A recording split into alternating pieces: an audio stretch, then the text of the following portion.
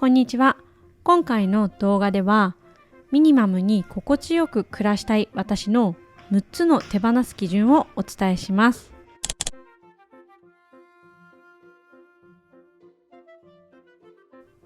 もともと雑貨が大好きで、物を増やしすぎた失敗から、家族が居心地よい家にしたいと思い立ち、たくさんのものを手放してきました。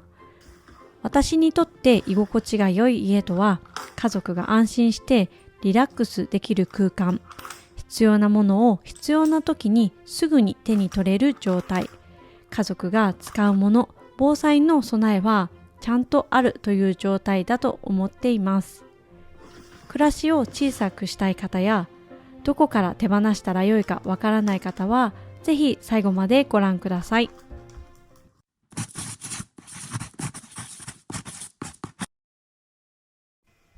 手放す基準。1つ目、備え付け収納からはみ出したら手放す。物が多かった頃は備え付け収納に使っていないものを保管して、日頃使うものを収めるために棚やチェストなどを買ってとりあえずしまい込んでいました。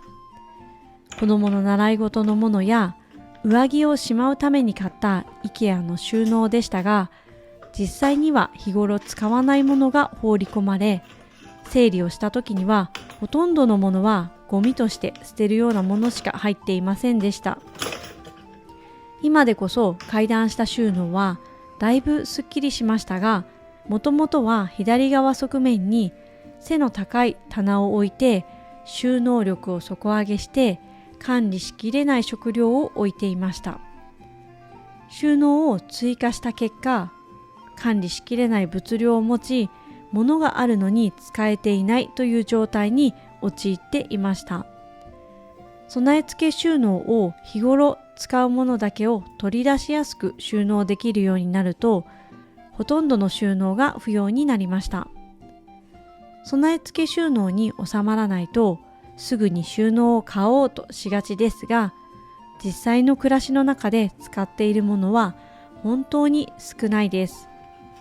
収まらないときは収納を買うより先に備え付け収納の中身を全部出すことが優先です。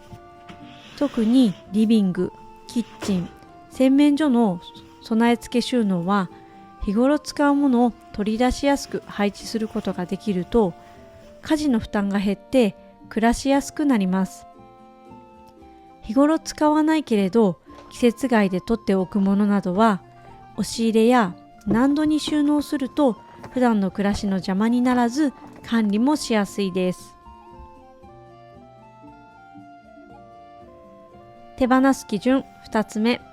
クローゼットから服や小物が取り出しにくいなら手放す。クローゼットの服が重なり合って取り出しにくかったり、帽子やバッグ、ベルトなどの小物類が見渡せない状態であれば手放します。服がぎゅうぎゅうで取り出しにくいときは戻すのが億劫になって、色別やアイテム別に管理するのが難しく、結局手前にある同じ服が回転している状態になっていました。帽子やバッグ、ベルトなどはたくさんあると収納が必要になって、クローゼット上にボックスを置いて収納をしていました。バッグもよく使っているものは玄関、たまに使うものはボックスの中と分散して管理もしにくくなって、せっかく持っているのにあることを忘れているということも多かったです。たくさんの服を持っていても小物を持っていても、実際に日々使うものはいつも決まったものばかりでした。服が取り出しやすい状態や小物を手に取れる状態にできると、コーディネートがしやすくなって、まあまあな服や今日は誰にも見られたくない日というのもだいぶ減るようになりました。手放す基準3つ目、同じ用途のものが3個以上あるなら手放す。これは服でも物でもあることですが、同じ用途のものがある場合は手放すことを検討します。私は好きなアイテムを増やしてしまう傾向があって、白いシャツや白い T シャツを何枚も持っていました。当時は特に気にしていませんでしたが、アイテム別にかけて収納するようになってそのことに気づきました。デザインや素材違いでいくつも持っていましたが、結局これも気に入って着ている服は 1,2 枚でしたし、白い服は汚れが気になるのでお気に入りはほとんど着ていませんでした。布のトートバッグや文房具は安いですし、場所も取らないからと増えがちです。ですが結局これも使いやすいペンや切れ味の良いハサミばかりを使っていることが多かったです。1用途1アイテムに絞る必要はありませんが、3アイテムくらいまでに絞れていると定位置での管理がしやすくなると思います。同じ用途のものというのは意識していないと増えがちですが、減らせば節約にもつながります。日頃使う洗剤や調味料なども原材料が同じで重複していたり、常備薬も鎮痛剤と解熱剤が重複している場合があるので、同じ用途がないか意識してみるのがおすすめです。手放す基準4つ目、収納の中身を把握できないなら手放す。細かくすべてのものを把握するのは難しいですが、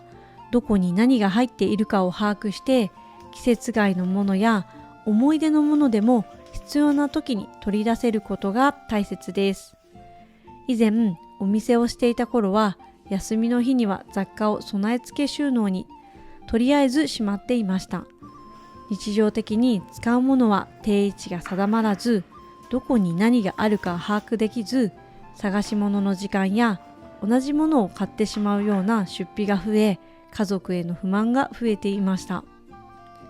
家族と一緒に住んでいると、家族が収納の中身を把握できなければ必要なものが手に取れず、お互いにストレスが溜まってしまいます。どこに何が入っているかを共有するためにも、自分自身がどこに何が入っているかを把握しておく必要があります。私の場合は多くのものをラベリングして管理することも、収納の中身を把握するのも難しかったので、収納の中身を見直して物量自体を減らしました。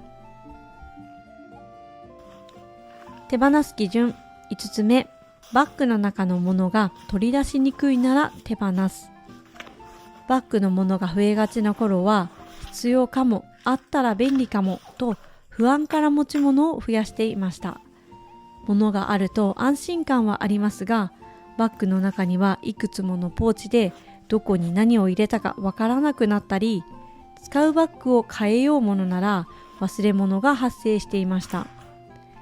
バッグの中身も忙しいとついずっと入れっぱなしになってしまいがちですが、週末に全部出してみて、今週使ったもの、使っていないものと分けてみると、意外と使っていないものがたくさんあります。私は手帳やメモを持ち歩いても結局開かなかったり、ハンドクリームが入れてあるだけになっていることもありました。バッグも物が少なければ、その分フットワークが軽くなったり、体への負担も減らすことができます。本当に必要なものを取り出しやすく収納すれば、仕事のパフォーマンスが上がることもあります。バッグの中身を減らせると、バッグの中身を毎回出してしまうことができるようになるので、無駄な荷物を持ち歩くことがなくなりました。手放す基準6つ目、床に物が増えたら手放す。管理ができないものが増えると、床に置くものも増えていました。棚を置いたり、カラーボックスを増やして一時的に片付いたような気にはなりますが、結局床に家具を増やせばスペースを圧迫して使っていないものをパズルのように置き換えているだけの状態になっていました。我が家のリビングも以前はソファー、ラグ、ローテーブル、チェスト、テレビ台などがありました。今となってはどうやってこのスペースにそれだけの家具を置いていたのかと思うこともありますが、それらの家具があることが普通で当たり前だと思い込んでいました。バッグや服、雑貨なども床置きが増えているときは手放すことを考えます。床に物が増えれば物を片付けることから始まるので、掃除のハードルも上がります。大きな家具をすぐに手放す必要はないですが、それらがスペースを圧迫していたり、我が家のようにワックスがけの手間を増やしているのであれば、手放すことを検討するのも良いと思います。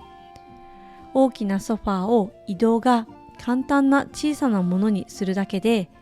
スペースが広く使えるので、子供が小さいうちにやっておけばよかったなと今は思います。物は使わなければ持っていないのと同じです。おしゃれをしたいからと服をたくさん買っても使いこなせなければただの浪費です。自分が管理できるものの量にして使いやすい状態を作ることができると、今よりもっと居心地の良い家になると思います。家のサイズも備え付け収納のサイズもそれぞれの家で違うと思いますが、家族が使いやすいように物量を見直し、使うものを使いやすく収納することが心地よく暮らすための一番重要なことだと思います。自分なりの手放す基準を決めて、自分や家族が心地よく暮らせる工夫をしてみてください。皆さんの手放す基準もコメントでシェアしていただけると嬉しいです。今回も最後までご視聴いただきありがとうございました。また次の動画でお会いしましょう。